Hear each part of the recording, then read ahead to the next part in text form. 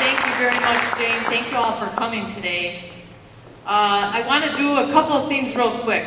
One thing I want to thank all the great groups that are here. Please support them. Take all the there shouldn't be any literature or DVDs or anything left in the hallway. You should take all that out and take it to your neighbors, take it to your lib sisters, take it anywhere you can, and get this information out.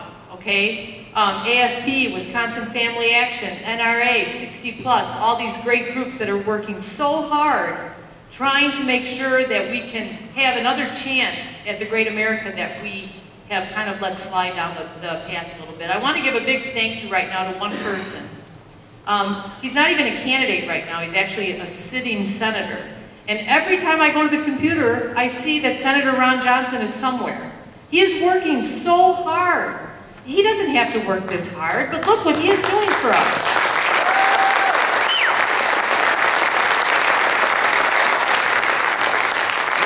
I want you to do one more thing, because when you speak and you got people in nice comfy chairs, it seems like everybody sometimes gets really comfortable. Of course, I am following Kay Carl and Dr. Jacobs here, he always gets everybody revved up, but I want you to stand up for 1 minute and repeat after me.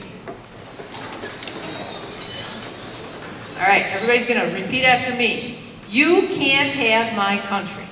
You can't have my country. One more time. You can't have my country. All right, all right. All right, this certainly, I'm sure we're all sick of hearing about it, the most crucial election of our time, and why? Because we dropped the ball for the last 20 or 30 years and let many things happen. And I'm supposed to talk for a few minutes today about the mining debacle in the state of Wisconsin that we just experienced. That thanks to the candidate, my senator, Jim Hoperin, who was one of the casting votes, we do not have any sense of any jobs or a hope of prosperity up in our way, up north. There is a great DVD out there, Mine Shaft. Go get it and bring it home and watch it. It was all about exactly what happened in the Hurley area up there. We have a decision here to make. I think the EPA was started back in Nixon's age, if I'm not mistaken. Okay, maybe it was a good thing. Maybe it was. But like all good things, it's really run amok. Okay, and I want to talk a little bit about like sustainability. And, you know, they can't have all the words. They seem to take all the words all the time. You know, I mean, sustainability, we can talk about it. You know what it was like to try to sustain a life in northern Wisconsin 50, 75, 100 years ago? It was no easy feat.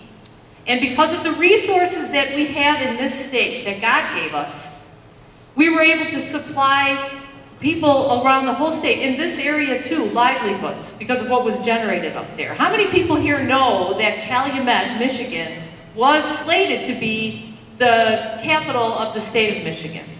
How many people knew that? Just one person. But it was. Why? Because 100 years ago or so, it was a complete boom area. Everything was booming up there because of the mining, because of the woods, because of the forests. You know, and give us a little credit here.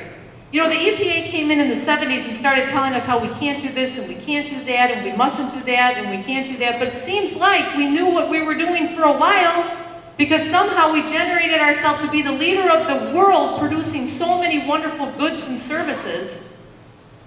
But now, after 20, 30, 40 years of the EPA putting these regulations on our back, we're not even competitive in the worldwide marketplace anymore. They don't even think that we know how to maintain our woods, our forests, which I'll remind you is a renewable resource, right? They're telling our farmers what we can and can't do. We're importing like 60% of our wood from Canada right now. If you come up by me and drive through, if you drive north up to Marinette County and go up to Florence, it's a ghost town. People who supplied jobs through their mills, people who had mining that we were given here years ago, we can't even operate. So what do? We have tourism. As a matter of fact, the whole United States is actually turning into be kind of like a tourist country, because we can't produce anything anymore. We can't have the coal, we can't have the oil, they're coming after the fracking, we can't have our wood, you can't farm your land.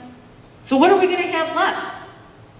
Now you can think that this is just all run amok, and maybe it has. Or you can think that there is a agenda, which many of us know there is. So you can either choose right now. You know, everybody thinks this is Republican, Democrat. It's not. Left or right, it's really not. This is truly a decision on whether you want to vote for globalism or American sovereignty. And if we don't do something rather quick, we are going to be in really big trouble. Because we simply cannot sustain leadership role or a fabulous lifestyle for our children and for all of us on fast food restaurants, tourism, and Walmart. You know, and Walmart might not be so bad if we were selling things in there that came from the United States, but when was the last time you all went in there and tried to find something from the United States? Back in the 70s, when I was a little bit younger, I remember the big move for Buy American, Buy USA. Whoa, we really should have taken some stock in that, because we've really let everything go down the tubes. So what do? We've got a choice here, maybe a little window, to try to vote in some new people. We've got a 4-year record here right now. Has anybody in your lifetime ever seen such a dismal 4-year record, and half the people are going to vote for this? Good grief, what's happened to us? It's just amazing. And what we really need to do is explain to people. Right now we have 20 some odd days to go and say, why are you going to cast your vote that way? And try to talk some common sense and give some information to try to sway some of these votes. Because America, with another 4 years of this, with the rest of the world excelling, with many of the world learning how to do things that we learned how to do in the 1800s, and I will tell you, many of them do not care a bit about water, air, or any future generations of clean, sustainable development. We have a chance here. We must win this. We must turn this around. You want to take a carload of people that are all for the Sierra Club, and all of the groups that are going to keep us off of our lands for the woodpeckers and things like that, and drive them through Hurley. What would the state of Wisconsin be looking like right now if we would have been able to have that? If we would have been able to have that mind right now, I'll tell you from living up there, that it would have been amazing. I've lived up there since 1982. We've never had any real shot of prosperity. A few companies come and go, but I mean, the winters are hard to make a living up there and to sustain yourself, as it is across this country.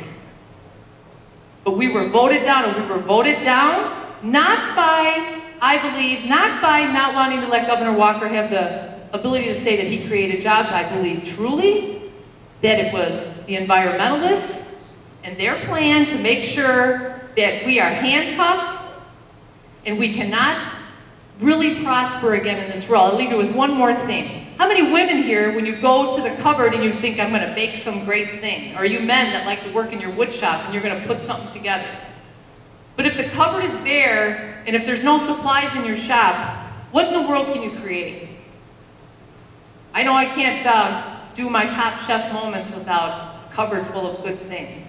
But I'll tell you what, we don't have the ability to get any of it anymore. We're being harnessed and strapped and told that we can't create anything great and big. And if we don't change this quickly, and if we don't fight very, very hard and make up for all the time we lost, our children and our grandchildren are not going to be able to be having these wonderful schools, this wonderful future. America will be a far different place if we don't keep American independent and sovereign. Thank you.